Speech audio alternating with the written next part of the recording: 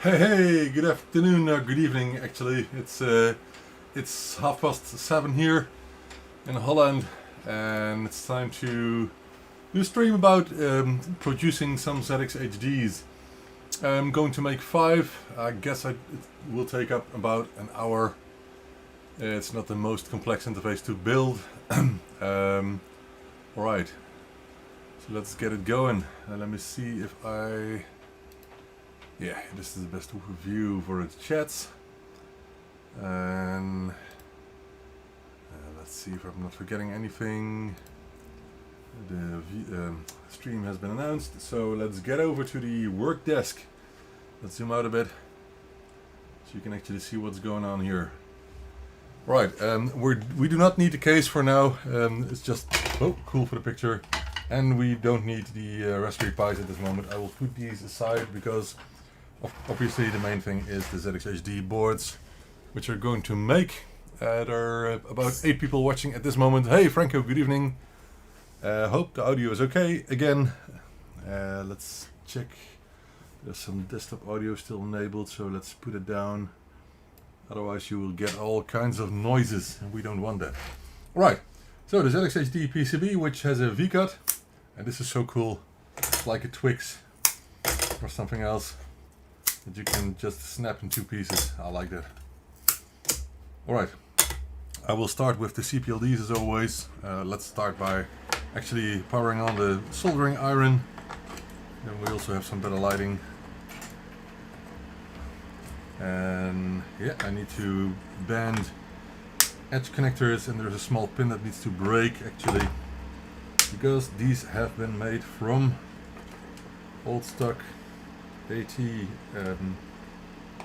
edge connectors, which I still am able to source.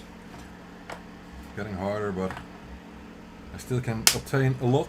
And what I'm doing is I'm bending the legs so that they can be soldered on the ZX HD board.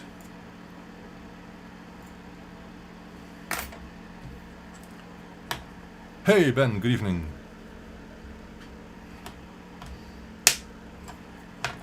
I need kind of a lot of force to break these tiny pins here. So these are actually the middle. The pins are in the middle of the connector usually, but obviously I've cut the sides, so there's no middle at this moment. They're supporting the connector, so you cannot push them down when it's on the original AT board from back in the days. We're not using them for AT computers. We're using them for a ZX Spectrum, and these connectors are perfect. So they're not too tight and they're not too loose. These are original old stock, so they should be made somewhere around the 90s. I think there's a date on the boxes, but the boxes have some coloring on it because of the aging. That's cool to see. But anyway, okay, these are prepared for usage. I'm creating some space now because I need to put the stack of CPLD chips here. So these are quite expensive. Got loads of them. There are also some Wisnet W5100 chips on here. I got more underneath, I think, yeah. And I keep them in the bag because they come from a not too reliable supplier, so I want to know if they're actually good or not.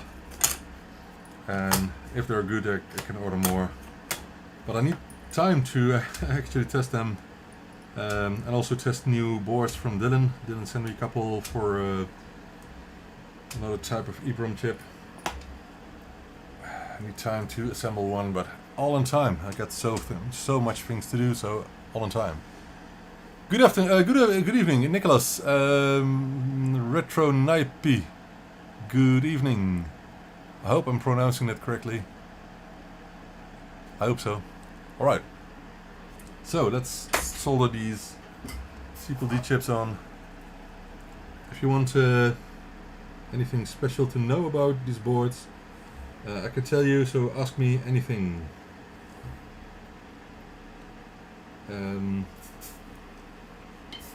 So I developed these interfaces together with Emre Yakli from Hungary. He's a genius when it comes to developing software for embedded purposes like for Raspberry Pi or other stuff. It's insane how quick he did that. And we're already slowly working on adapting the firmware for the Raspberry Pi 2, but it's not done yet because of lack of time mainly. But it's good. I have good hopes that we can at least adapt the firmware for the new Raspberry Pi 0 and hopefully also in the future add some new features like sound. That would be cool. It's still on original ZX Spectrums, which I like the most. These are all add-ons.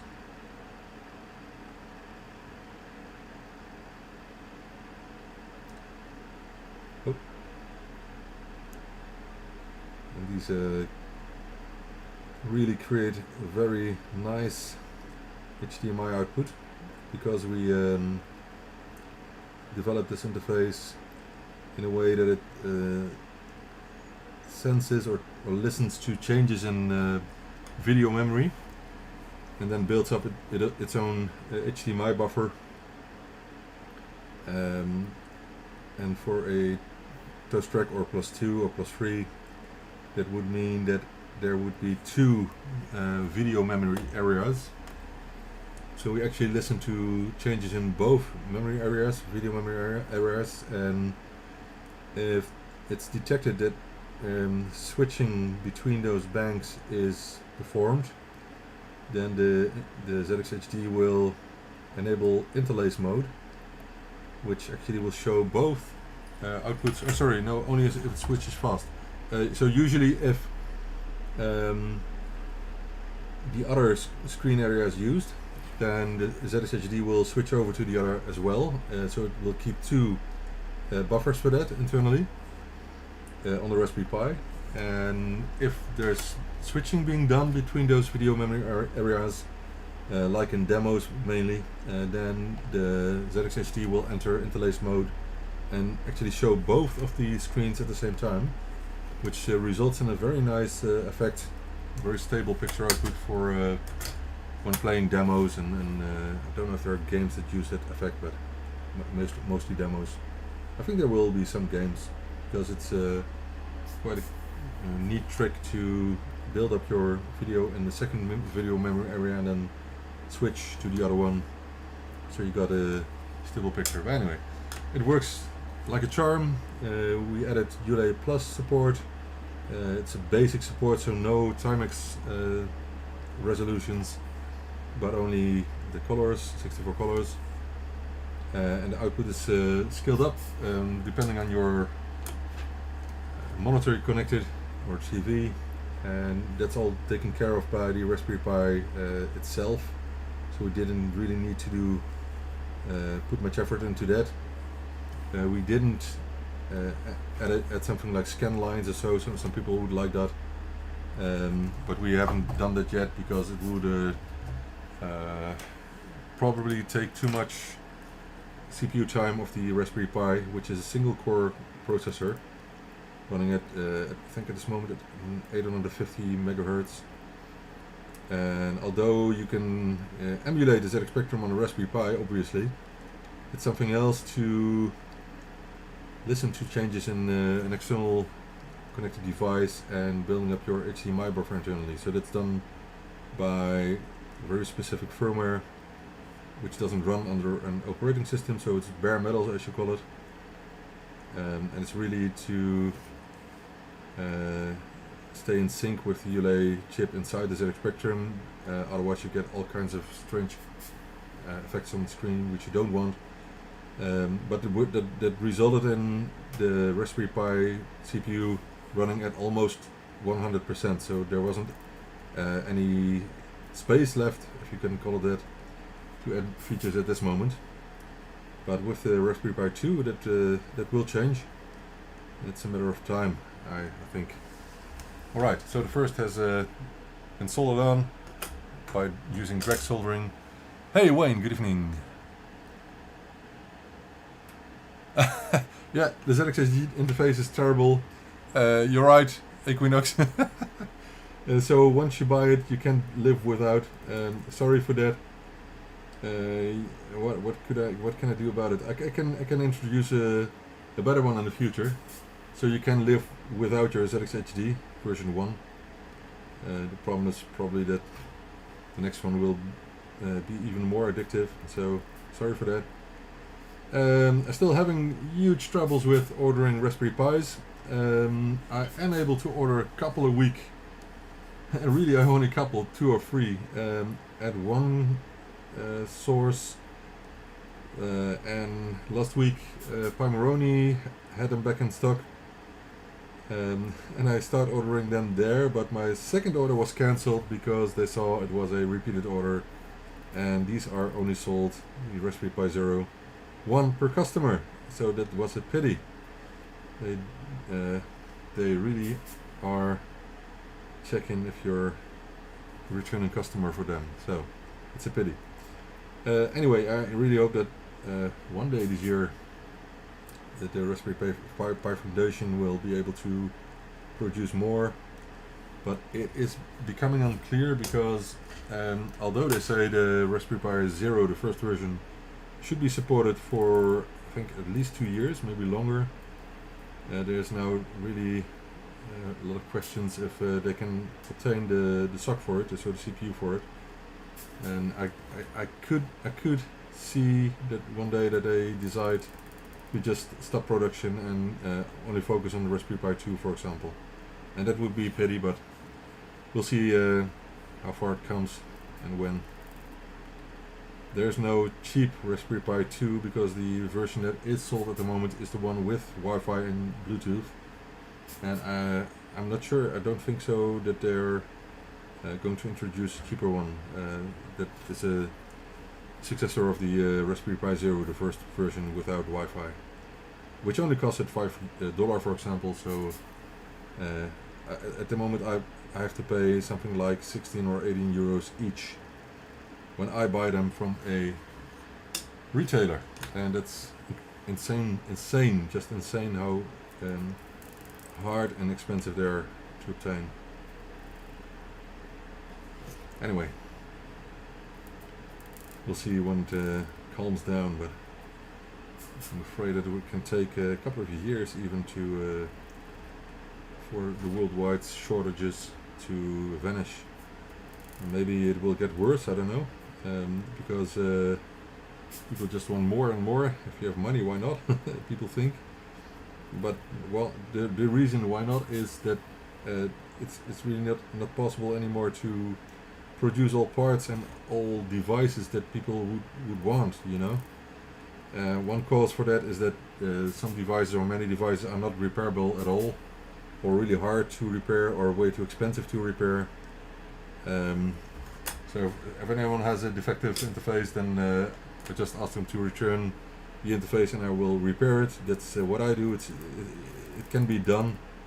I will not hand over the source files of these CPLDs, for example, or the source files of the Raspberry Pi firmware, but I can repair the interface if someone wants to, and it's a lot cheaper than buying a new one, obviously. So that's what I do, often for free, especially of course if it's within warranty, but also when they have an older version and they still want it to be repaired. Sometimes I just say, well, send it to me, I will return it for free, no problem at all, because I just want people to be able to use the add-ons and not spend any more money if that's not needed. Of course, if someone put a foot on an interface and it breaks down, and yeah, question if that can be repaired, obviously. But anyway, okay, let me check for shorts. Hey, Owen, good evening. And using a Chinese clone of Raspberry Pi? Well, no, there's no way of that. There's no drop-in replacement. All replacements need a lot of adaptation of the firmware, so that won't work at all. The same with the Raspberry Pi 2. Let me check. Did I shout out David? I think so, but okay. Let me check for shorts on the CPLD pins. But this is looking quite nice. So drag soldering is something I nowadays do without thinking, as you just witnessed. It's becoming easy. It can be more easy if you use a bigger soldering iron hot end, but I'm using a small one at this moment, and it's good enough.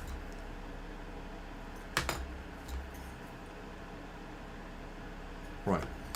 We'll do IPAing when the other parts on the board are on the board as well. You have quite different soldering style compared to Lewis Rosmans. There's never too much flux. I don't use flux. but actually I use flux sometimes, and obviously I got the real Lewis Rosman Amtech flux, Techie flux. So I have it here. It's really from Lewis. I don't think no, it's not on the case itself, but already expired 2 years ago. But I'm not using it too much, and I don't think it's any problem to still use it. I put on a very small nozzle. Sometimes I use it for special repairs, but not for these parts. So I use flux pens instead, and they are great. They are hard to find, by the way, these days, but I still use only this brand because I like it the most. I tried others, but I like these. Yeah, the flux pen is nice, the flux marker. Which part I think I've checked.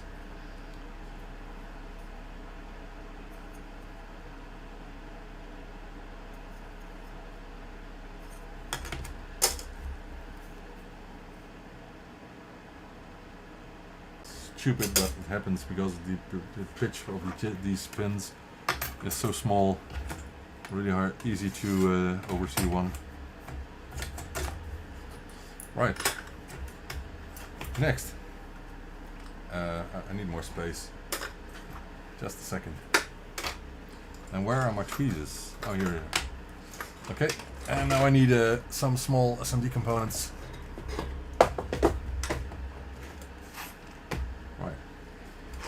Let's pre-solder the pads. So these I do by hand, and I've never done the ZXHD on the pick and place machine because there are only 5 parts on the board, or 6 maybe if you can include the tactile button, but this is a through hole version, which is easy to solder by hand, of course. And the connectors need to be soldered manually anyway, so there's no reason for putting this board on the pick and place machine.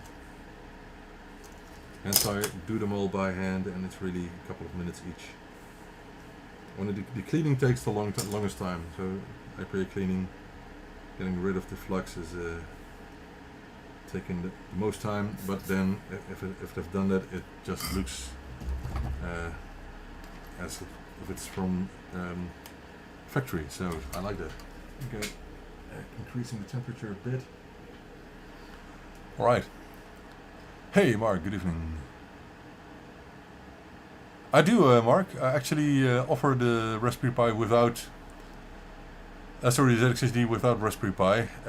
So people can choose, but it really turned out that the most people just want a complete set.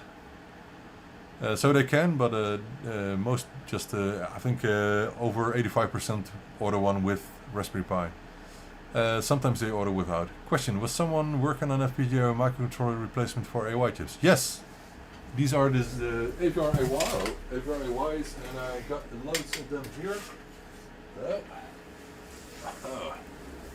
So you're referring to these ones? And these are microcontroller based, Atmel based. So I got a box ready, but I still need time to offer them and think of how I will offer them. So I want to give some people some options to include one with a Harlequin kit instead of the real AY chip. The AVRY is slightly cheaper, and it will the price difference will increase because the original AY chips will get a lot harder to find, obviously. Same with the ZX-AY sound card, and of course also newer versions of Harlequin kits like revision 3H that I'm working on when I find the time. It has a socket for a 40 pin AY chip, so the 8910 for example, which I got 51 pieces from last week. So I have some stock of those. But of course you can use a AVRY as well on those. Just need to develop a slightly different circuit board for that. It will fit in a 40 pin socket. But those are the options, and I just want to give people the options. I think that a AVRY sounds better, a lot better than Yamaha YM2149 chip, because it sounds really different. So the AVRY is much closer, almost identical to an original 8910 or 8912 chip. So hence I like that clone, and it sounds quite nice. After I discussed it a lot with someone from Ukraine, I think. Was it Russia? I'm not sure. To find the best, which version of the firmware was the best for producing them a lot more. So we're using the two channel output one. So it's a 3-channel mixed to 2 outputs. That sounds just nice. Maybe it would be good to use the firmware of the one that outputs the 3 channels separately, because there are some devices that mix the 3 channels themselves that could cause troubles. Like for example, the ZX-AY has a jumper option where you can choose between ABC or ACB output, and at the moment only one of the two is possible, because the mixing is taken care of on the sound interface, but will get messed up with only the 2-channel output version of the AVRY. So I have to think about that when I find the time, all in time. It's not a problem on the Harlequin board, because there's no selection option for channel mixing, and it also has a stereo output, but will be fixed one then, which will still be quite nice. All in time. I'm just not sure if the 3-channel version of the firmware has the same quality of the 2-channel. I can imagine that because it's microcontroller based, that the 3-channel version sounds worse than the 2-channel version, but I have to check that. But they're made already, months ago already. So once I did catch up with production work, I just finished the Harlequin boards, which I started with tomorrow, and now doing the ZX-HDs.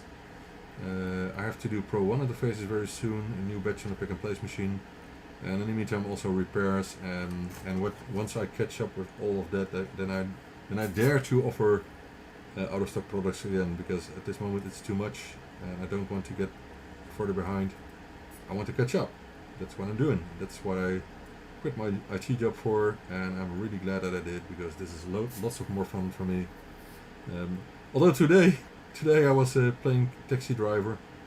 I had to drive 6 times to pick up and bring away my kids and my wife, because at the moment we only have one car, but that will change soon, because it's not doable. It cost me 2 hours, about 2 hours at least, plus less lack of focus on the work. I have to change that. And I've been thinking also about renting a space for ByteDelight, but I think that's not a good idea still, because I have 2 kids at home and they need a lot of attention. They're young still, so in a couple of years I bet that I will do it, but not at this moment. Now my wife is working as well, so hence it's not the best idea at this moment.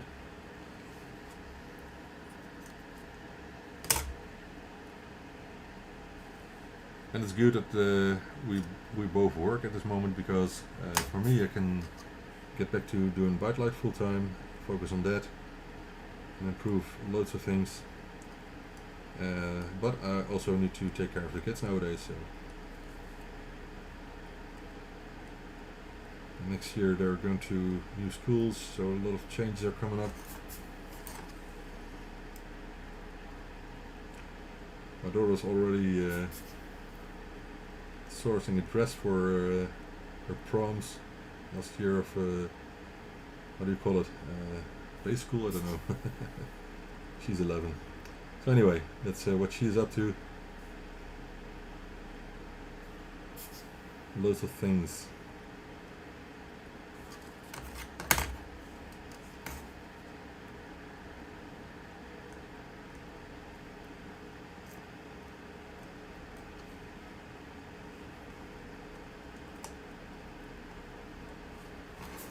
So this is a lead-free solder, which I like to use on connectors because it's better for the environment, better for health, but it's quite a bit more difficult to properly solder on. I have to increase the temperature a bit, maybe I should increase it a bit more, and it also depends on how old the tip of the soldering iron is. So this one is quite new. Otherwise I have to increase the temperature even more.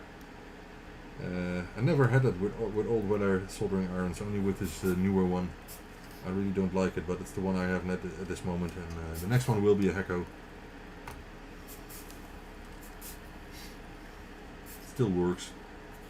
It warms up, you can control temperature, and that's good enough for now, but if you see this just happened in somewhat over a year or something. It's really terrible quality, and then it breaks down here. So I use loads of super glue on the neck. Terrible quality. Okay, let's check the chat for a second. Hey Peter, good evening.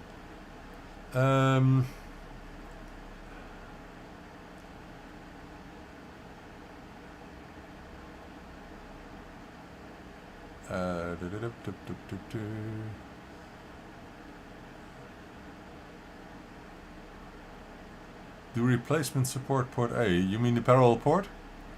Because on the 8912 there is no parallel port, I think. Only on the 8910. But it's not completely compatible with the I/O. So there's no I/O on the AVR AY if you're asking. So only the sound part is indeed present.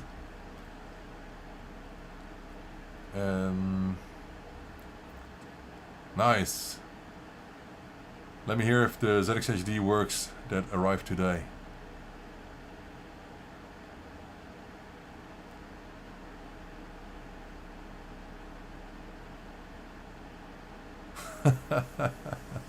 You're really going to Portugal for dropping off a pack, yeah?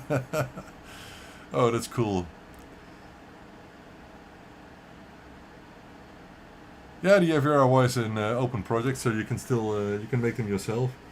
It's just when you're thinking about mass producing it, it's you have to check how much time it will cost to assemble one, and what the cost of the parts are, obviously, and make sure it's good enough quality as a replacement. But it's a really cool project, and it works quite well. I put some videos on YouTube already, Owen, with comparisons of the sound quality. And I'm oh, there's a pin missing here. And I actually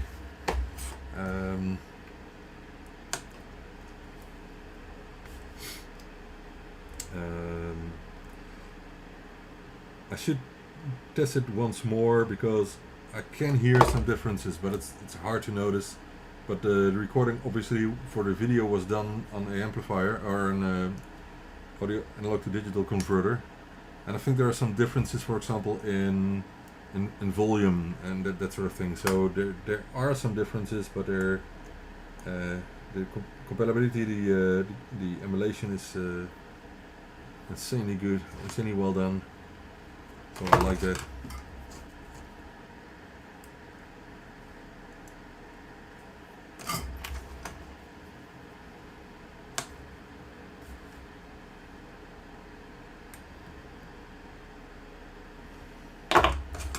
Right.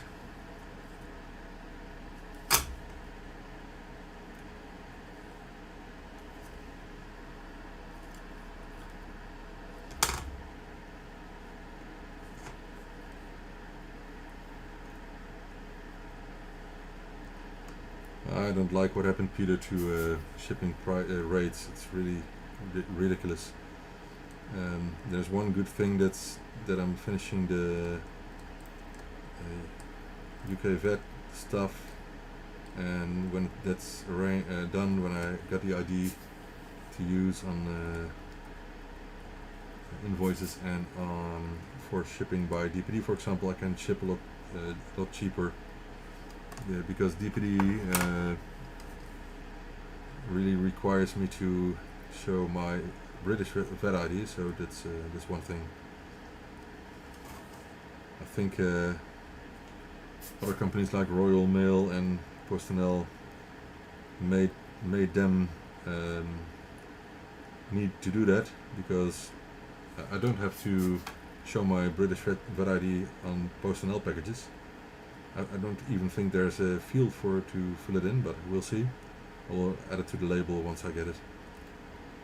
In DPD, I think that they need a lot of more time to get shipping back to UK because of obligations they had to with the British tax agency.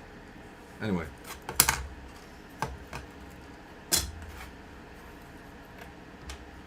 It's like Intel getting sued in 2009. It was in the news today that they still haven't paid the the amounts what they were sued for because they tried to get to withhold shops to sell computers with AMD processors back then in 2009.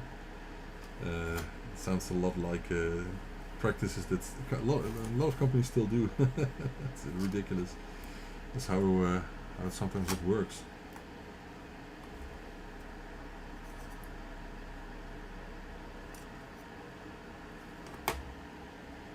I think the experiences with DPD to the UK are not that perfect with everyone, so that's one thing to keep in mind.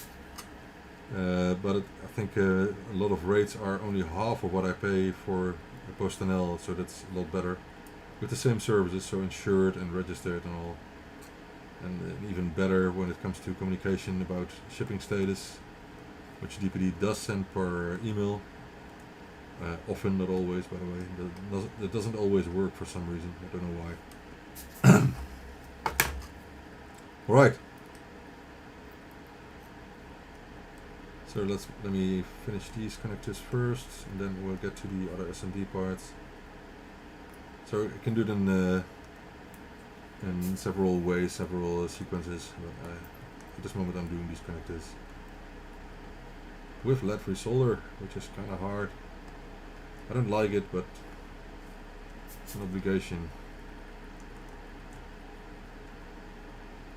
So formally I am only allowed to use, I think, up to 7% of leaded solder, if I'm not mistaken, which really isn't much. So since I use a tiny amount on the CPLD chip, and a tiny amount on the SMD parts, but for all connectors I use lead-free. To look up the rules again to know exactly what I'm required to do.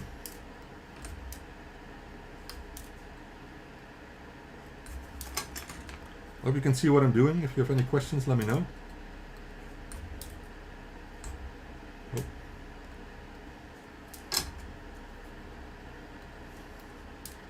If anyone wants to buy these pins, let me know. Otherwise I will throw them away. Beautiful pins, touched by my plier. Alright, let me check the chat again. To Lisbon, okay. You should meet Ricardo Saraiva then. You know him, I think. He is the Mr. Man for the FPGA things. Who lives close to the airport? Peter. I don't know.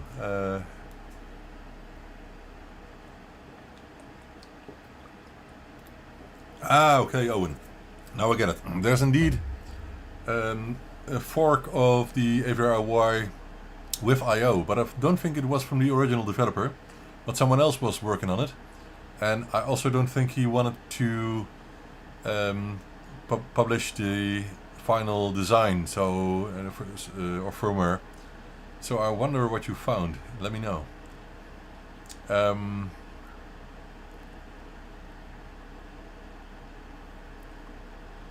And Peter, obviously, yeah, it is cool to take a flight to Portugal, but at the other hand, it will take you loads of time, lots of hours. So I won't do it because time is more precious to me than most else, much else.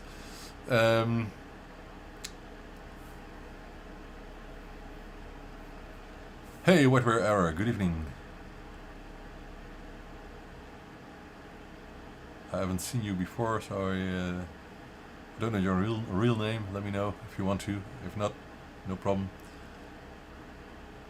What does Mark say with regards to Yao? Okay, I should still meet him. I think I was invited to some live streaming a couple of weeks ago, but I couldn't make it. Would this work with the ZX81? No, unfortunately not. If we want to, we should really adapt the firmware, but it's a lot of work again. And I'm not sure if there are too many people wanting one for a ZX81.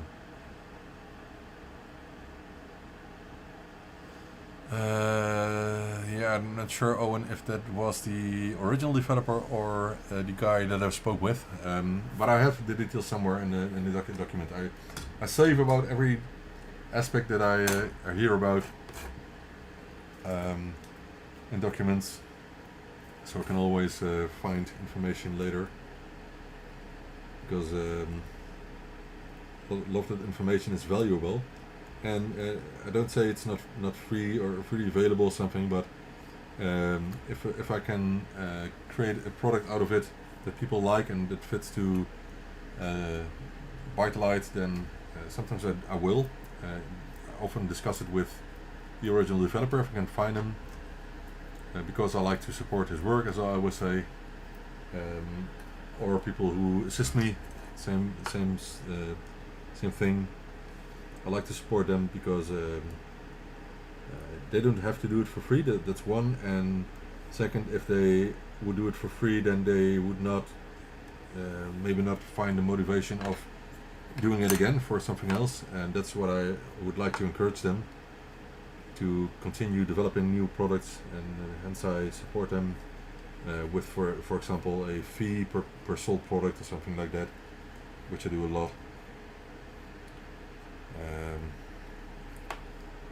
So with the ZX die card, for example, or the ZX HD, obviously, and with Emmer's names on here as well, and with other interfaces as well. I write serial numbers on it and calculate fees that I want to give to the original developers if I can, and if they agree, because otherwise I won't get their PayPal email address, for example. And then once in a while I check serial numbers and I transfer an amount to them without them asking or knowing, just out of the blue, and I hope they're happy with that. Sometimes I hear back from them, sometimes not. It's just cool. It's cool to be able to support people that way.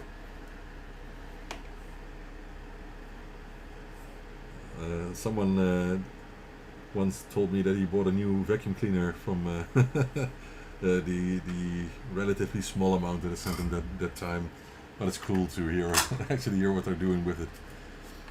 I like that feedback, and it's kind of cool, you know, if you develop something and I can put it in the shop, even if I have to produce it myself, there's no problem, to get some support out of it. I think it's just fair, only fair to do that. I know that lots of other companies don't do that, so I won't call it any names, but some companies just really are very negative towards competition, and throw in a couple of lies about other people, and they think that that's the way of dealing with your community and with other companies, and I really don't respect that at all. I don't like that, and I don't think they've ever contacted the original developers of the often open sources that you can find, which I do. For example, for the different C interfaces, I contacted both Miguel Guerrero and what was he called, the other name? I have to check. So there are two people who were really involved with developing different C hardware. Mario Prado, of course. So the hardware was developed by Mario Prado, the final different C, CPLD and other details. And the firmware, the ESX-DOS firmware is developed by Miguel Guerrero. And I interviewed them and I wrote an article for it, which is freely available. You can read the whole history of how the different C interface and ESX-DOS came alive. It's a really good read. I'm not sure if which of you have read the article already. But I wrote it over 5 years ago, maybe longer. I have to check. It's really cool. You can find it if you Google on ByteDelight history of ESX-DOS and different C, something like that. You can find the article, and it's a really cool read with photos that I got from them. Really cool. I like that. Same with the contact I have now with Bob Pate from R-Type, the ZX Spectrum version of R-Type. It's also really cool to read his story, which he published himself on his own website. It's just something that's part of history, and I really think it's worth your time to read the stories and know what was behind what you enjoyed when you were younger and still do enjoy maybe. I still feel young, by the way. I hope you too. But I like those stories. I like those background stories, and that's what I spend some time on often. Or sometimes, not that often, of course. I want to know the story behind something and publish it, so it's not only for selling stuff and making a living of it. It's also because what we grew up with is part of our history, and it's cool to know more about that, I think. So the one thing I still find pity is that I never got the opportunity to talk with Clive Sinclair himself, which I really I wish I had the opportunity, but anyway, that didn't happen. I just was too young, I think. I don't know. Because I also met some other people way too late for my feeling. Maybe I should have started ByteDelight years before. I don't know. It is what it is. I actually think I should never have done a study. Never gonna do the studying and got a job. I should just have focused on producing electronics myself when I was younger. But that's what you are guided into, you know. The normal system is going to school, finding a job, and that doesn't fit me at all, to be honest. I'm very happy that I can do this now full time.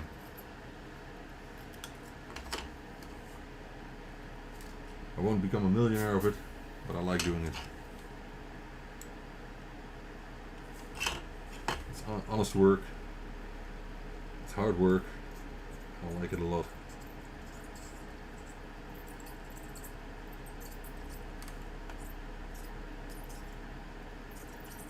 Especially because I know what I'm doing. I know what I'm making. You know, it's not something that I buy and sell, but I know what I'm doing.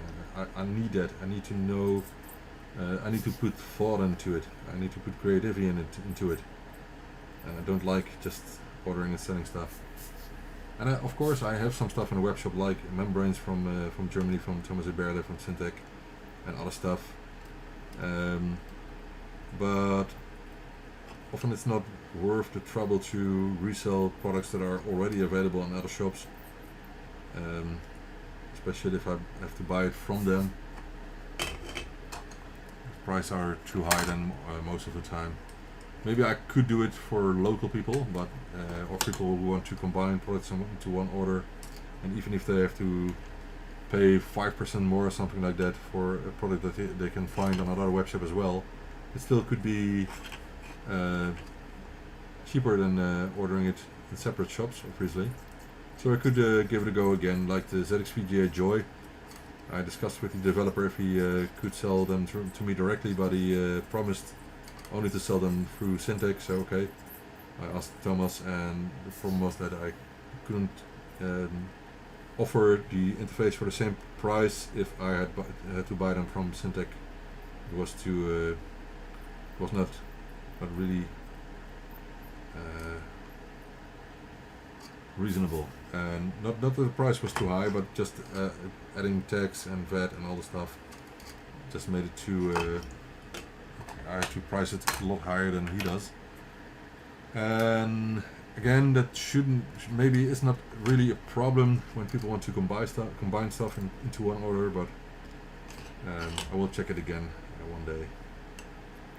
I have enough work on my hands already, but of course it would be great if it would be possible to have everything that is available for the ZX Spectrum in one shop, but I don't think that that will become a reality.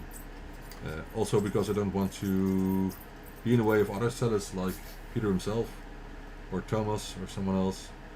I don't want to compete with them. I just want to build up a web shop that is quite complete, and I think I'm there already, but it would be nice, for example, to have ZX Spectrum cases in the shop, but I don't think at this moment it's not really interesting enough for me.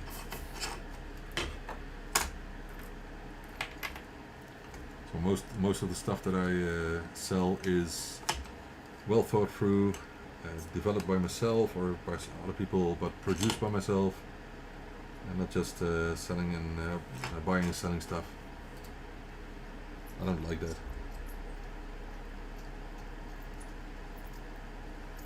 So if someone asks me what I do for a living, I say I produce hardware. I don't sell hardware, I produce hardware.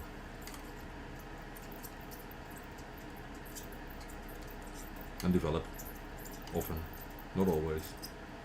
Well, development is only a smaller amount of the time that I spend on this work. Most of it is production.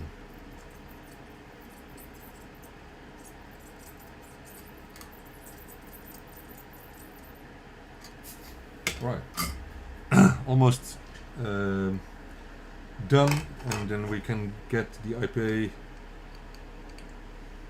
and clean it up. Alright, let's move these aside, and I will check the chat again, and it's quite busy. Let me check.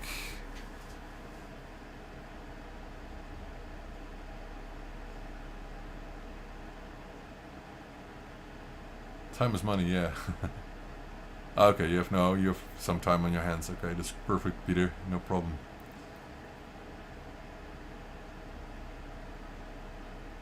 Oh my God, that issue for a.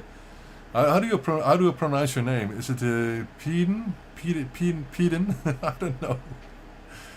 I don't know. Help me with it. You had a board that had a lot of ripped traces. Well, if you saw my video from yesterday, you've seen I had a board that I ripped off about 4 or 5 traces myself when removing a upper RAM chip, which was really hard on that board, but we got it working after all, so that was good. Right.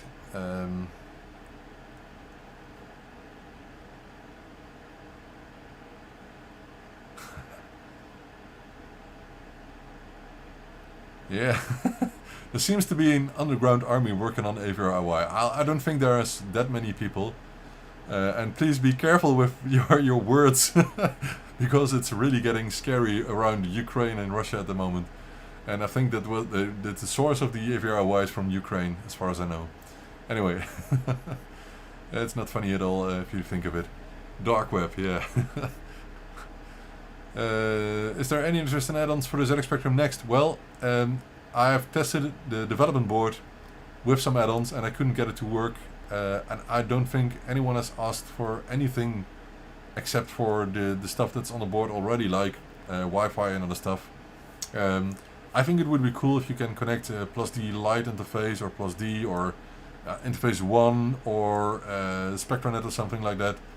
But at this moment, I don't think, I'm not sure, but I don't think it's possible. I haven't heard anyone being able to connect a original interface to a ZX Spectrum Next. Do you do what you enjoy and you have a lap? Huh? I don't know. It's confusing. Okay. Do what you enjoy. Oh, okay. Do what you enjoy. I get it. This project is backwards.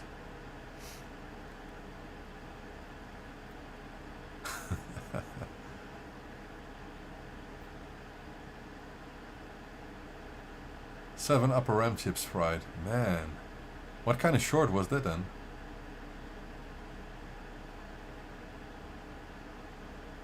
Ah, okay. Yeah, you have to change the... Okay. Did you have to change from OQ to TI? Really? I didn't know that. I should add it to the documentation then, with the for the 4164 chips. That's an important one. Although, yeah, well, maybe I should edit the information. It's a good one. Oh, it's Hank, of course. Yeah, sorry, people. I forget. I didn't remember. My bad.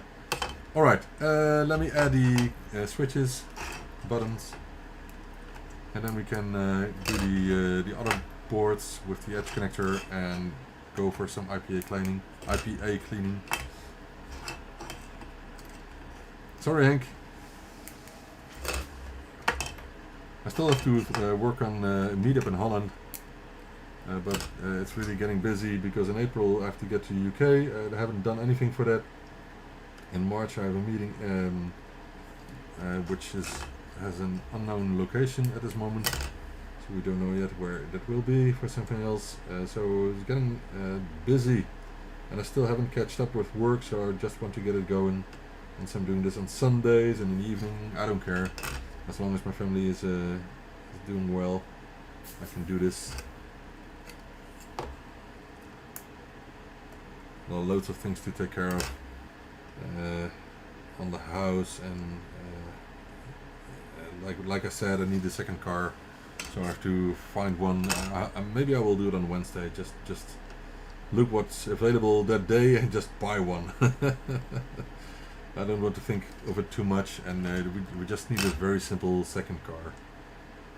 It must be safe, obviously, but I'm thinking of a Toyota Aygo, for example, a small one for my wife. She just needs it to get to her work, which is 20 minutes from here. Not too special. It's nearby. We don't even have to get on the freeway for that. Anyway, all right. Last part. The edge connectors.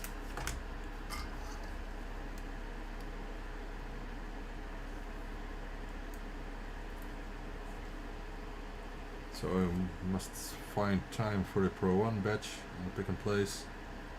Not sure yet when I can do it. I wanted to do it Saturday, but it was too much for the weekend.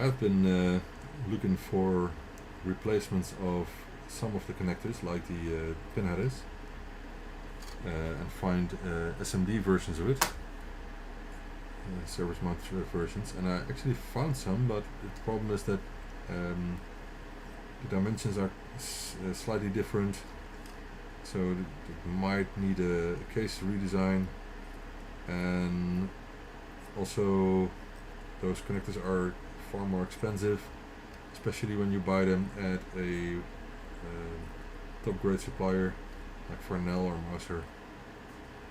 So I haven't decided about that yet. I'm going to open a window here because of all the smells. There's another window open, so it will get windy, I guess, but yeah.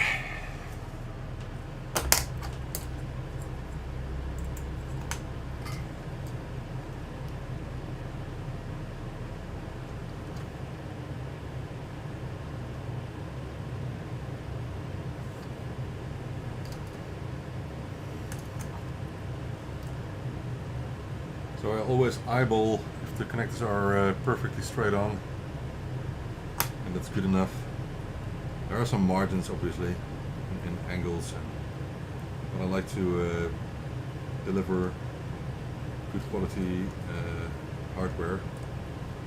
And still, mainly because I do this by hand, still sometimes there's an error that's overseen for some reason. I once had someone, I can't believe it, but who said that the interface wasn't working because of a solder bridge on the CPLD chip, which surprised me a lot because I test all the interfaces obviously before shipping them.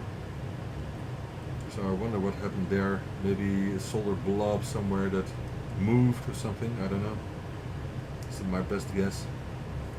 That's one reason to make sure that all the flux is cleaned off with IPA. So you can also see if there are still some solder blobs or some other stuff remaining on the board where it doesn't belong.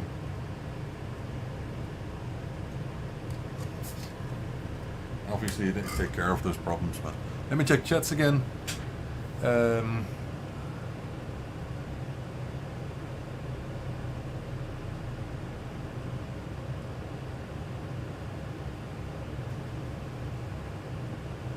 Hey, Jin Luigi.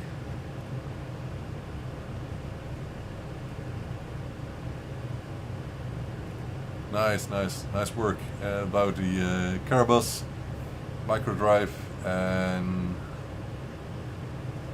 3D models, I guess, that you're painting. It's cool. I printed some stuff for my kids that they painted themselves, like cats, kittens, or what's a good game called?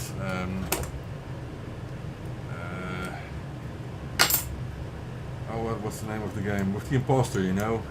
Print some of those. I forgot the name of the game. Too much on my mind, I guess.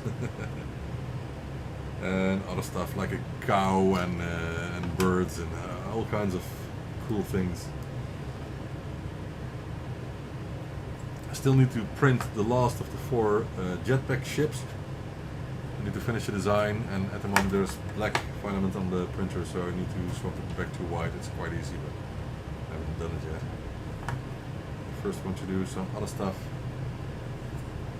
Don't want to get too much distracted by fun stuff like 3D printing. It's really cool. It's easy to spend the whole day on, if you ask me. I still do my designs in Tinkercad, as strange as it may sound. Last week I installed Fusion 360, a test version of 30 days or something like that. But I don't like it at all. It's really unfriendly to use. So I wonder why they have a much more friendly online version of a 3D tool, and the offline version is really hard to learn, use. So I don't know why they did that. But maybe I should use something like, I don't know, Blender or so. I don't know if you can do 3D designs for 3D printing and tools like that, or another tool that's offline, so not on a browser, so you can store all the files offline instead of in the browser. I would prefer that, but at the moment I'm doing it all in the browser.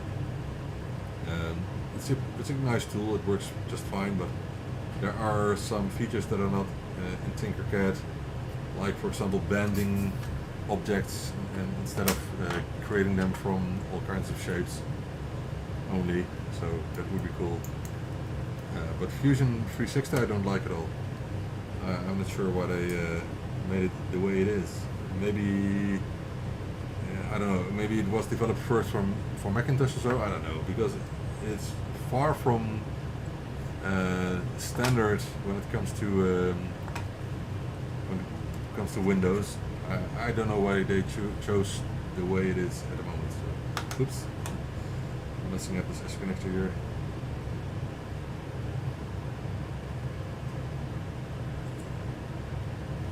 So if someone has a suggestion for a better 3D design tool for 3D printing, please let me know. With some a bit more than standard functions. So like, how do you call it? interacting with objects, or not interacting, modifying them.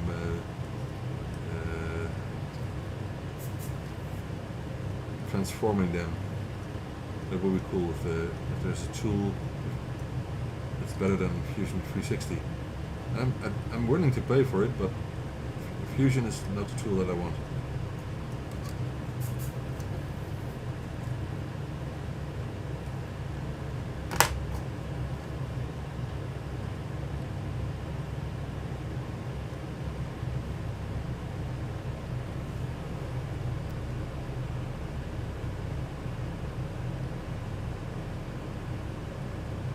Yeah, Wayne, well, I developed cases for example, the ZXHD in Tinkercad, and it's perfect for that. But, for example, when you have an object you want to put around a round object, for example, you want to transform it to something like a circle, and that's not possible with Tinkercad. You have to do a lot more in Tinkercad to achieve something like that. It's not simple.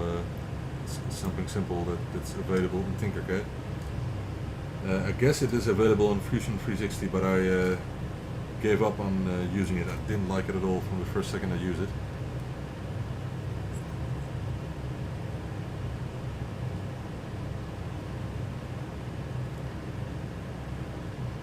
So I'm hoping there's a better tool.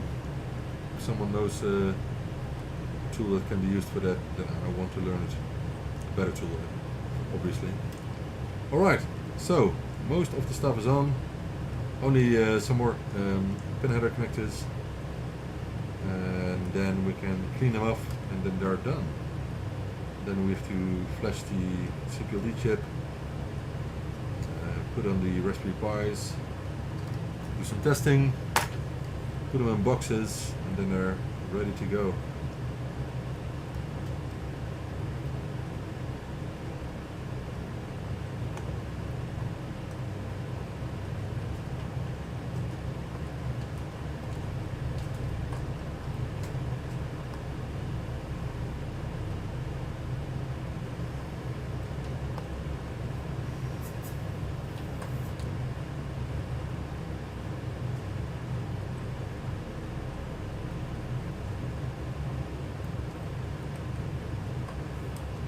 Right.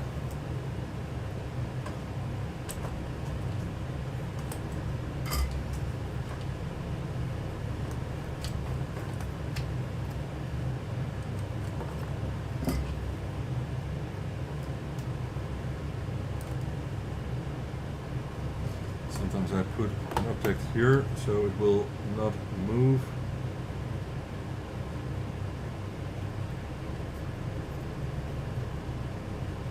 Still using lead-free solder, and because the pins that go into the holes here are much smaller than the holes, this is really easy to do because the solder is flowing right into the holes, which is perfect for the connection of the pin header here.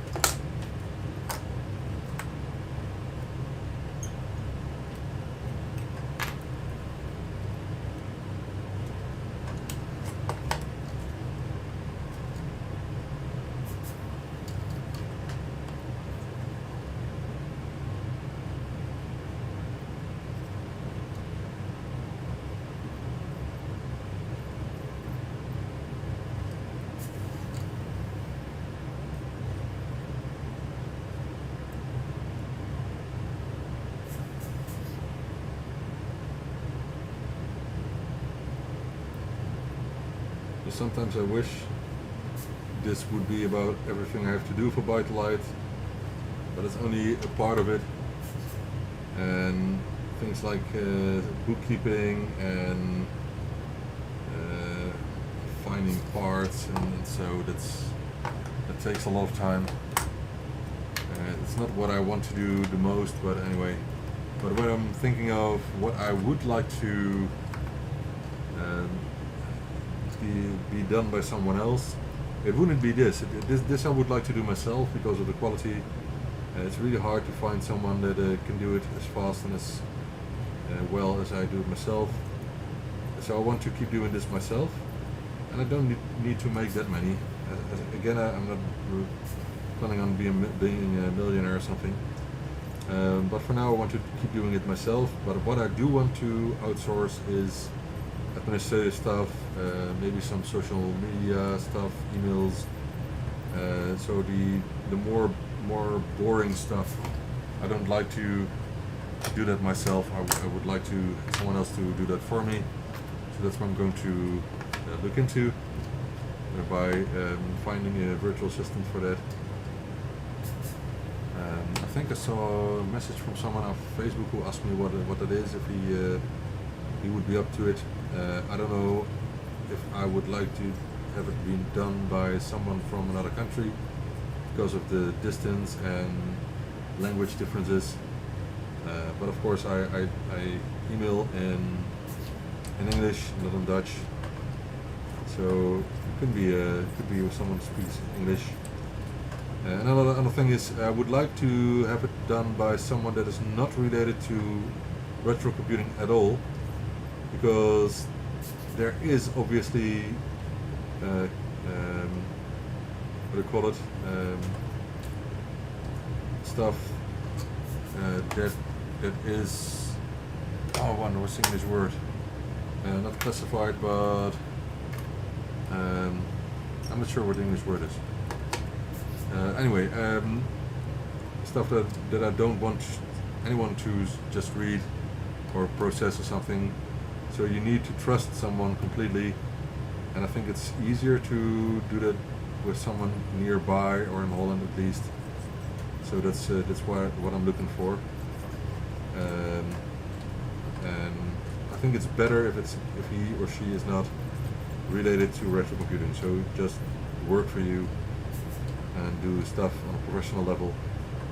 That's what I'm looking for, and I know it will be an experiment in the beginning because I don't know if it will work.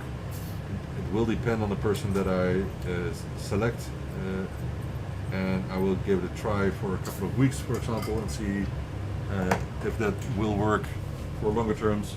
We'll see about that. I don't know yet. All in time. But I want to get it to the next level, and that's what I need to do. Right, serial numbers. We are at 1072.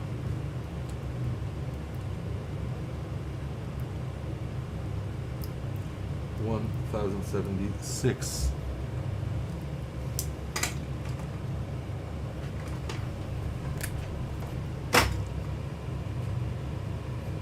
And today it's the 31st of January. Right.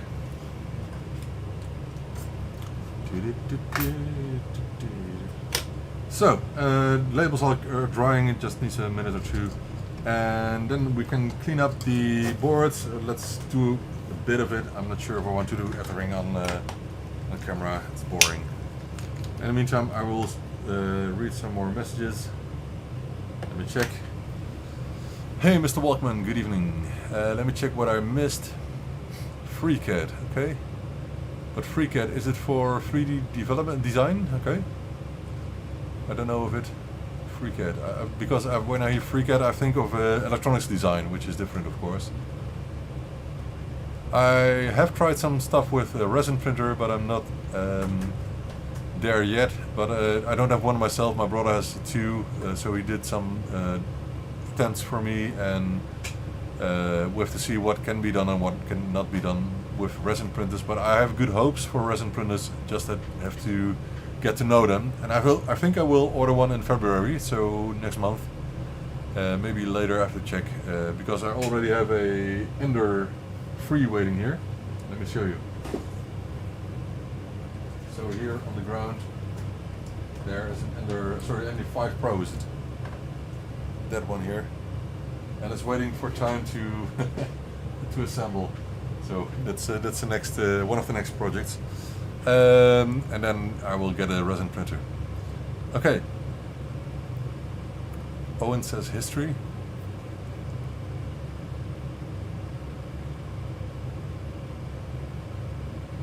Open SCAD, or is it OpenCAD? Okay.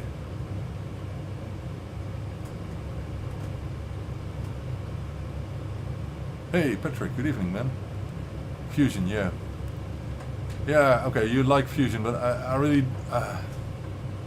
okay, not good for 3D modeling. Okay, maybe if you get to know Fusion, then you will get handy in it, but I don't like the interface at all, but...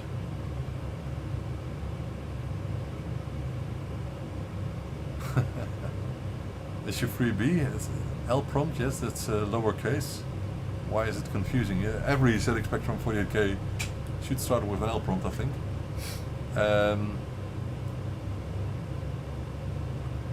Havor, never heard of it. I'm curious what model it is. Is it maybe a printer with free, how do you call it? My brother was talking about it. So the different way of printing with one moving head from up. I don't know. I don't know what you call it.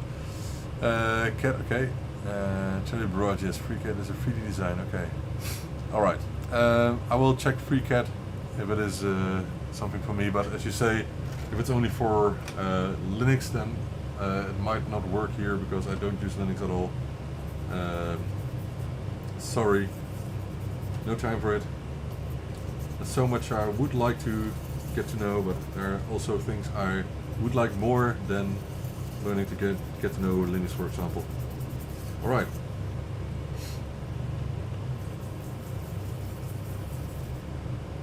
Time for some IPAing.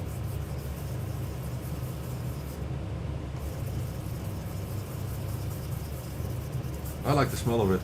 I guess some people don't, but I also like vodka. Not everyone likes vodka, so maybe that's it. It was nice to jump into a stream of Eugene, forgot his last name, from Ukraine, who does very cool streams as well for ZX Spectrum. Sometimes I jump in when I see his live, and I told him I drink vodka, and I'm not sure how we came to talk about it, but I sent him a photo of my collection of vodka bottles, and he showed it in the stream. That was cool. Very cool. So I'm popular now in Russia and Ukraine because of the vodka. And I drink beer as well, obviously. But anyway, not too much.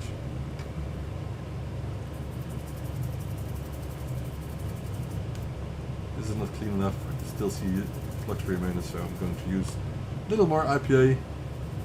Just a little. So I don't use that much flux, but you can see I use a lot of IPA. I hope that makes up for that. And now it looks perfect. You can see it here. It's perfectly clean. I like that. I like the looks of that.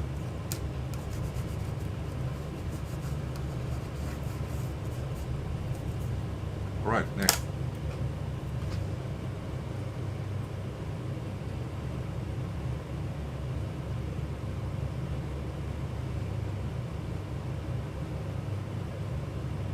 Oh, it's really fast. Okay, cool. Yeah, I'm curious about a 3D printer. Are you on Facebook, Walkman? Because I would like to see pictures of it. Or maybe a video later on.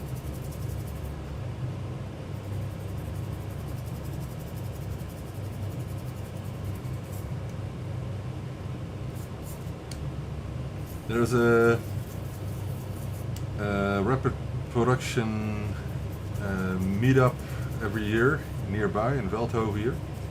I visited a couple of times already. It's really cool. You can see all the latest developments in 3D printing there, and it's only a 10 minutes drive from here, so that's cool. I visited a couple of times, as I said, but not throughout the last 2 years, obviously. I don't think there was one last year, but I think there's one this year. But I still hear so many people getting infected with COVID-19 that I won't go. I will wait. I will keep working from home. I tried not get infected with the COVID-19 throughout the pandemic. We'll see if I succeed.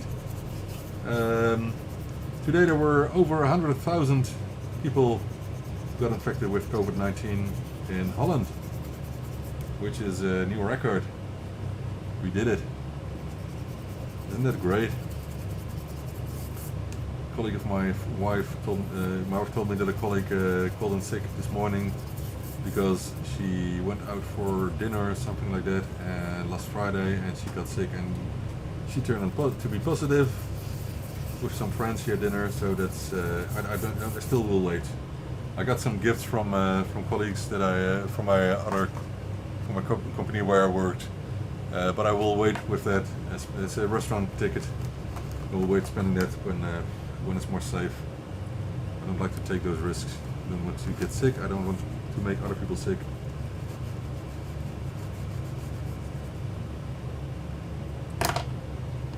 It's kind of hard because last week I was in hospital for someone, and I haven't been able to chat to him. He's at home. He's back home at this moment, but it's really hard to not be able to speak with people you know well. But it's not the biggest deal because I know why. He is in relatively good health at the moment, so that's good. I'll send him a card, give him a call.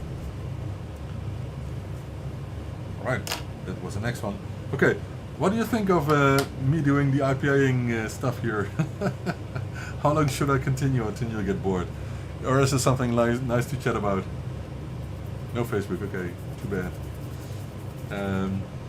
Otherwise send me some pictures on email. You will find the contact form, or you know my email maybe. Just send it to a 3D printer, cool stuff, pictures and more at ByteDelight.com. That's one of the addresses you can use. It's not used that often. If you're actually writing it down, then I will get you a keychain, a free keychain from Toastrek.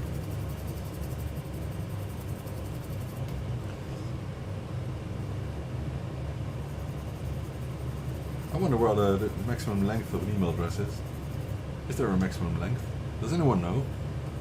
Can you just continue adding words or characters in front of a domain name for an email address? I wonder.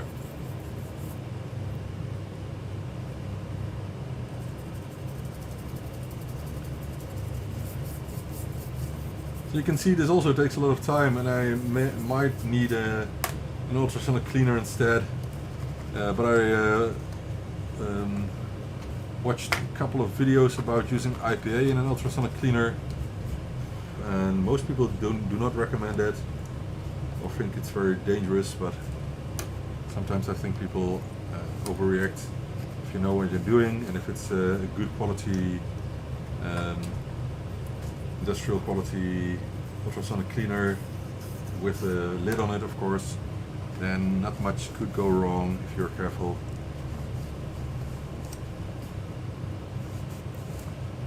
There's one reason that I wouldn't do it here, and that's because this is a house, and if something would go wrong with loads of IPA, then I don't want to have it on my conscience to burn down a street or something, you know, because of cleaning boards that you also can clean by hand.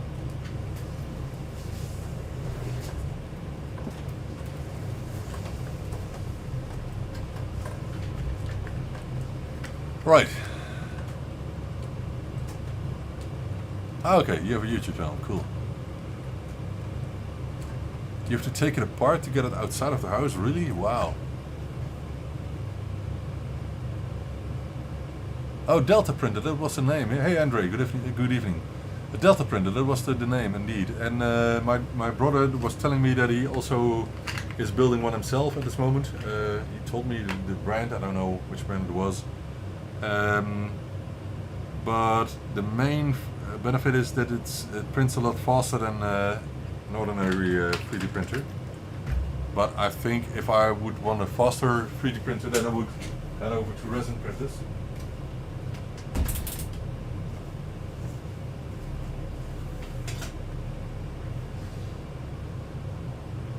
ZX HD does not like my Harlequin. It should work. It should just work fine on a Harlequin 120 revision D. Not sure why not. Thinking of reasons. So the Harlequin board itself works just fine. And is the edge connector fully clean? Those are our first questions, obviously.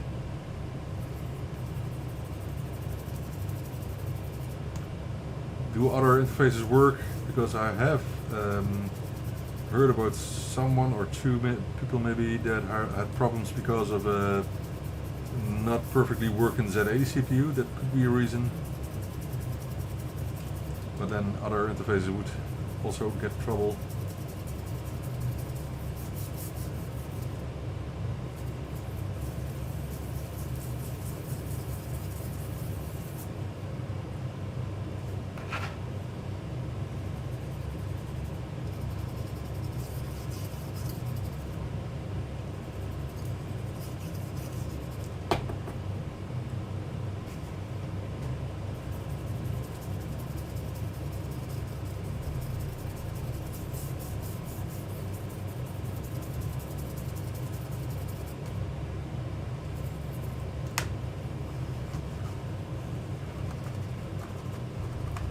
My Z80 CPUs are sourced from China, but from mostly reliable suppliers, and I do test every single one of them, and it's really a lot of work to test them properly. So I do test if the M1 line works, obviously the most simple thing by connecting the diff MC. I do test if it's a CMOS or NMOS type, and there are for a couple of other things that I test. I forgot which ones. But there are a couple of things that I check if the CPUs are working perfectly fine, and still only one or two from a batch of a couple hundred turn out to still have an issue, which I don't see with first test. That's a pity. I don't think they're made anymore nowadays, so it's really old stock, or sometimes people blacktop and remark them, which is bad, but if they work, then I don't mind that much.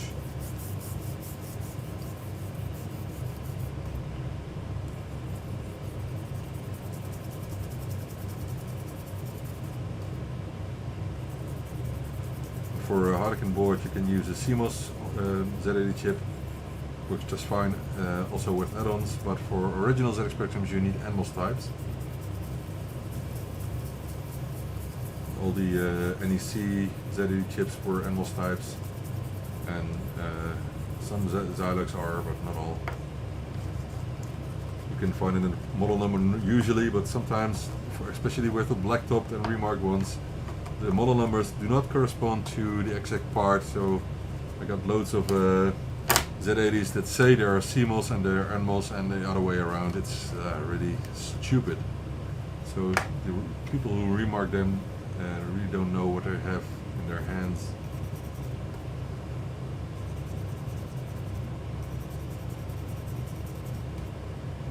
I don't mind if the chips don't look new, if they're used something. I would prefer to see the original labeling on them, but I don't have a choice.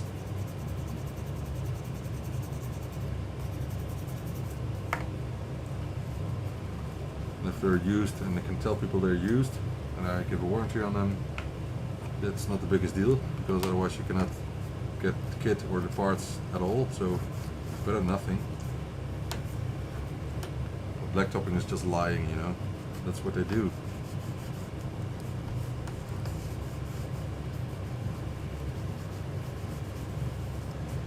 The same with the AY8910 chips, which turned out to be Yamaha chips, which was so ridiculous.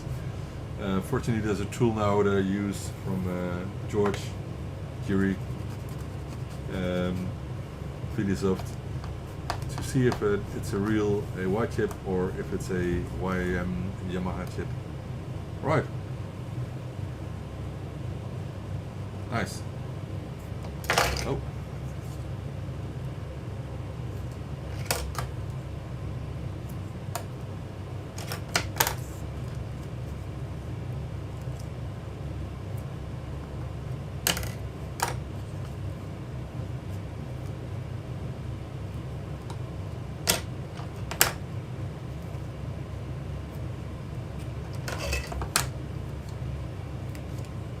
almost done.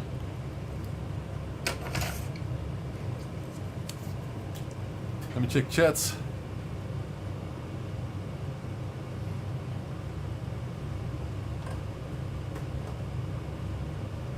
Yeah, well, I could just throw it in the top as well, you're right. But not here in the attic, so yeah. I would like something with a lid on it, that it's more safe, obviously. Maybe it's not even necessary to have it, to use an ultrasonic cleaner, but it helps a lot, speeding it up.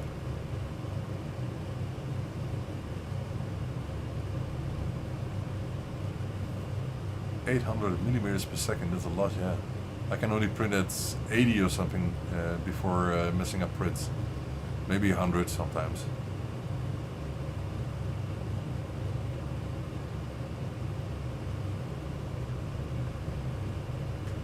Hey Capula, yes, I just talked about revision 3H, which is coming up. New revision of the Harlequin. The Harlequin works fine. The ROM shouldn't be an issue because XHD does not depend on the ROM that's used on the Harlequin. So I'm not sure what could be wrong there. If you are using the standard crystals on it, so 14 MHz for the Z80 and rest of the board, and 4.43 or 3.59579 for the video output, that should both work as well.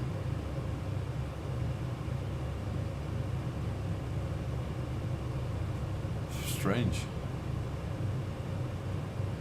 What is working? Okay. Oh, now it's working. Huh? Okay. I would say bad contacts maybe, but maybe you could check the key of the edge connector. So I put in the key manually here.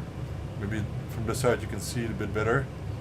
And sometimes I take a lot of care putting them in completely centered. But sometimes they're a bit to one side, and that could cause trouble. So check if the nail, the pin is correctly centered between those two rows of pins. That's one thing you could check. Okay, I'm going to finish these last boards, and then we can finish it off for today.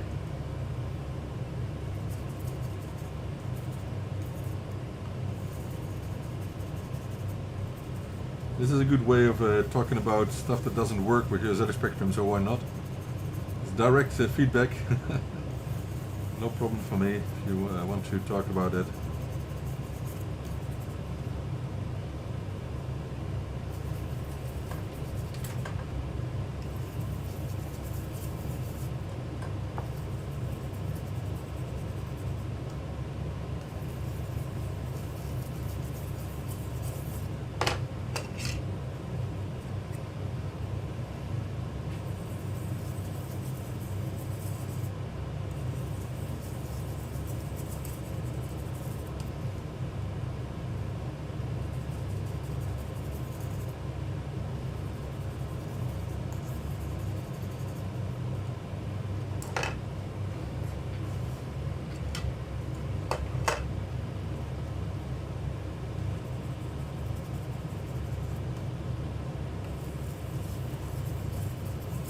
Nice to see that how the flux gets soft first and then washes off easily. IPA works just perfect for that.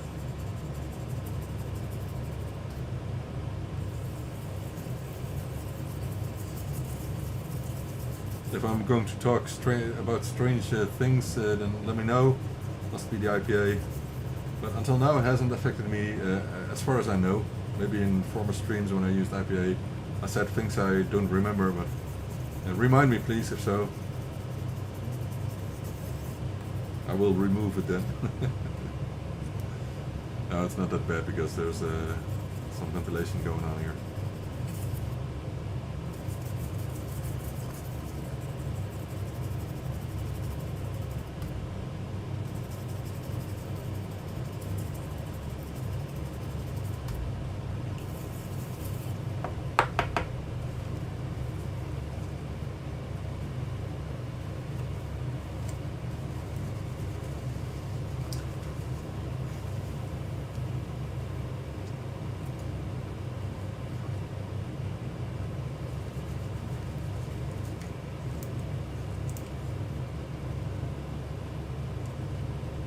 Nice.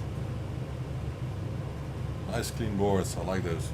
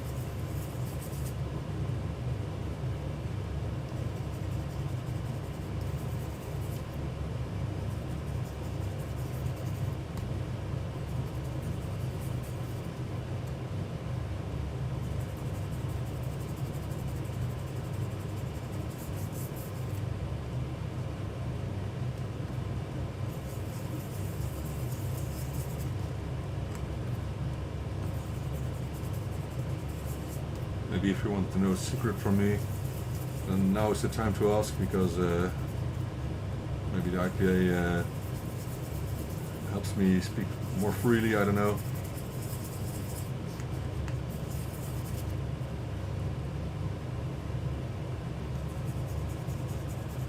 I don't mind telling you about my bank account number if you want to, just for getting money in, then please.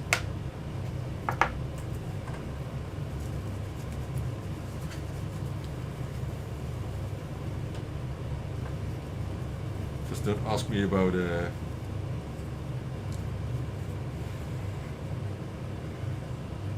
I cheat my wife, because maybe I will tell. No, just joking. Believe it or not, we're married for 19 years. Not without issues, but we're still doing it.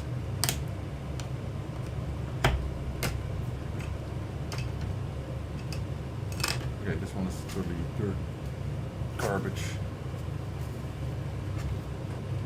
Alright. 3 more boards and then we're done.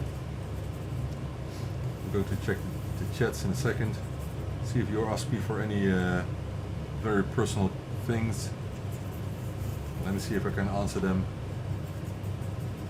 And so let's see if the IPA did its job or not.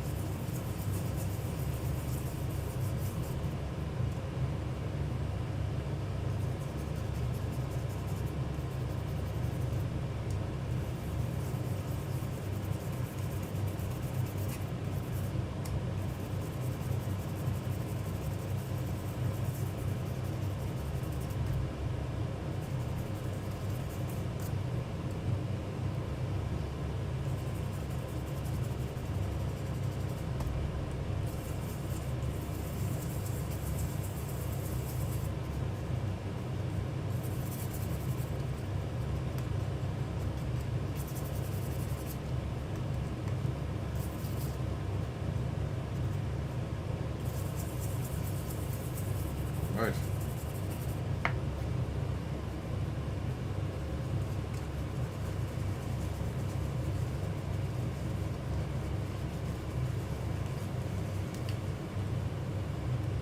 And the good thing about IPA obviously is that it's gone in a couple of seconds, especially when you blow something with some air to it.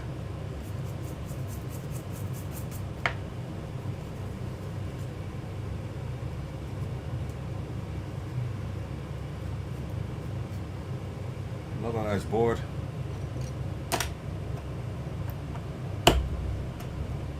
Two more to go.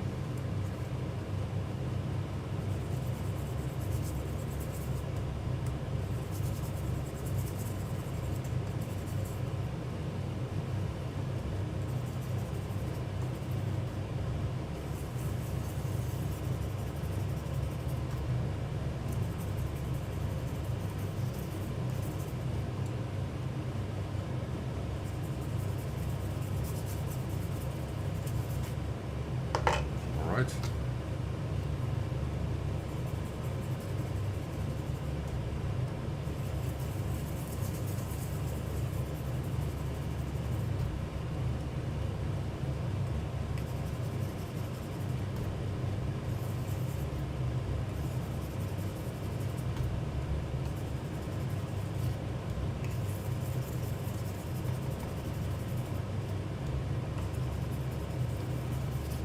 Sometimes get messages from my parents if I work in a safe environment, if I'm doing it this safely, especially when I'm using IPA.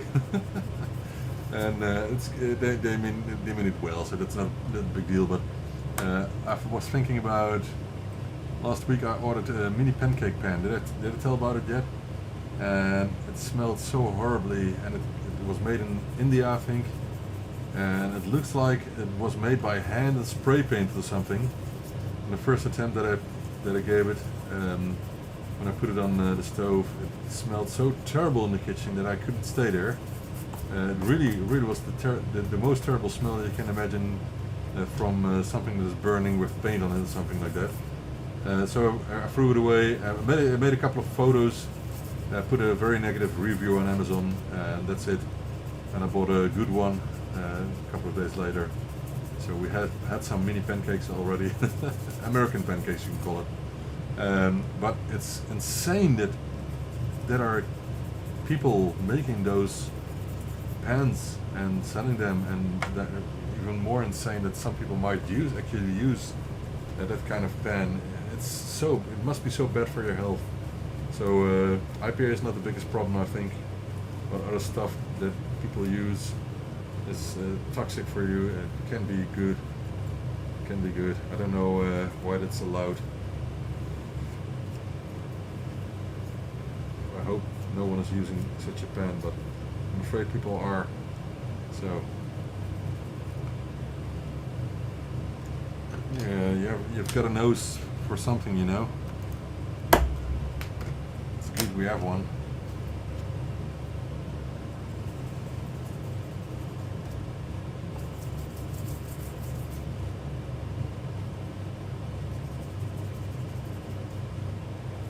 And obviously you cannot always smell bad things, but things that are bad for your health. But most of the time you can.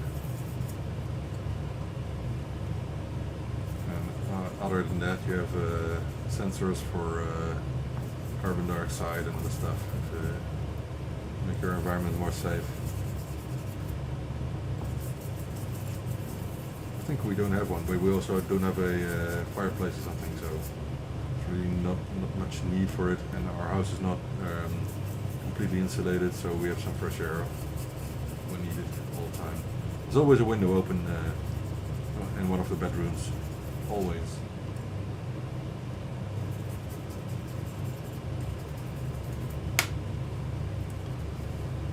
The door is of course closed because it would be silly to heat up the house with the doors and windows open. But that's another topic. Alright. So, that was the last one.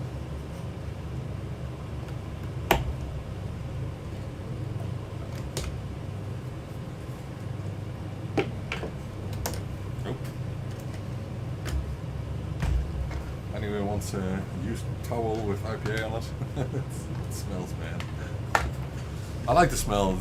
I won't lie about it. I like the smell because it's just the smell of pure alcohol, you know, like in hospitals, and vodka smells a bit like it as well. All right. Let me check the chat once more.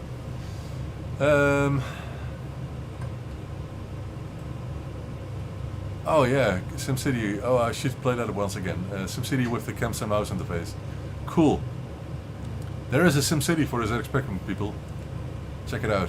I'm not sure where to get it. Maybe on World of Spectrum. I'm going back writing my ZX Assembler 8 program on Amiga after the stream. Cool, Franco. Are you on Facebook? I'm not sure. Let me know about your progress. I wonder. And if you have something written about it on the website, I would like to read it. Maybe I will cover it in ByteDelight Weekly Show. Yeah, the Kempson mouse interface is something that's underrated completely. It's a really cool interface. They're on the web shop if you are interested in one. I still have to make a case for it, but I will do that sometime soon. And there's indeed a website with loads of games for Kempson mouse. Yes, R-Type with mouse. Yeah, I've played it as well with mouse, but R-Type really is a joystick game if you ask me. The Harlequin is in a case from Retro Radionics. Peter is here as well, so you must know it. Retro Radionics obviously is the site from George himself, but Peter offers the cases as well. Saves my ULAs too, yeah, and the Harlequin has RGB, but with the ZX HD is even better. Yeah, well, you have too many choices. So on a Harlequin board with ZX HD, you have composite video, you have RGB, and you have HDMI. What else do you want? Anyway, I love my ZX HD. Yes, SpectrumNets will be available, but again, I have only something like 30 or 35 Ethernet controller chips, and that's not enough for everyone who is waiting, so that's a pity. I want to find more, but I have to check if these are reliable, the last ones I got, and if I can buy more. All them lovely chemicals in the paint. Yeah, this is really bad. The pen. Genius mouse. Yeah, Genius mouse is not compatible with that many games or utilities. Maybe only Art Studio or something like that.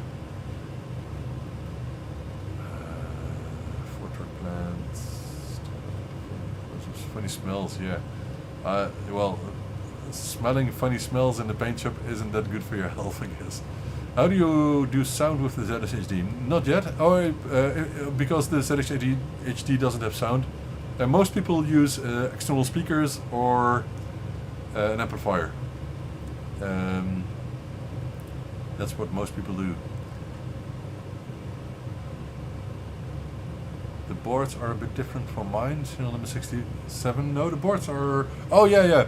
I had a first series where this side is white, I think. But the pinout is completely the same, so that's no different. And I think in the first versions I had the CPLD chip on the other side as well. But all parts are at this side and the Raspberry Pi is on the other side, so that's the only change. But it's completely the same function, but I just improved the design a bit for manufacturing. That's the only thing that changed indeed, but it's exactly the same interface, so it shouldn't do anything else. Alright, I think that was it for tonight. Tomorrow I'm going to recap some boards, especially the boards that we repaired during the last 2 days. I'm going to, let me check what else. I'm going to do more repairs. I have to dig into some email and do order processing. I have to get some packs ready for shipping. I have an Amiga 500 somewhere in storage. I tested it once a couple of months ago in a stream, I think. I played with Amigas loads of times back in the days. Did I have one myself back in the days? I don't think so. I played on one at school and at friends, I think. But I had all kinds of retro computers in the past, so from Atari to MSX, and also 16 bits, but also all home computers, so not many consoles. I did play with consoles at some friends, but not too much.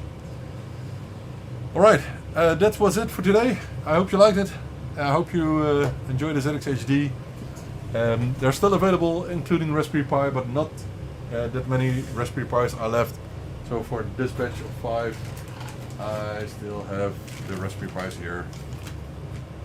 And I got something about 20 or 25 more and hope to obtain more Raspberry Pis in the meantime, but it's not easy. Alright guys, thank you for watching. If you have more questions, please